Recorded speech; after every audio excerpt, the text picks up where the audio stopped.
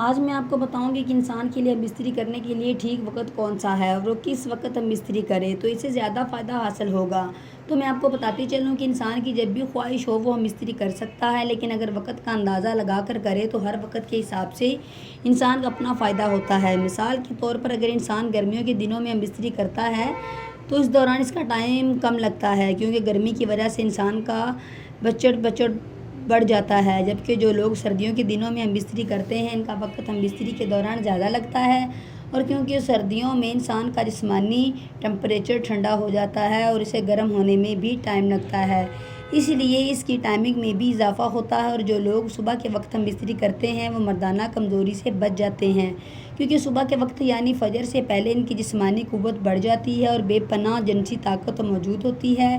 اس لیے انسان کو صبح کے وقت مستری کرنی چاہیے۔ اگر آپ کو میری یہ ویڈیو اچھی لگی ہو تو پلیز لائک اور سبسکرائب کر دیں تاکہ میری ہر آنے والی ویڈیو آپ تک بآسانی پہنچ سکے۔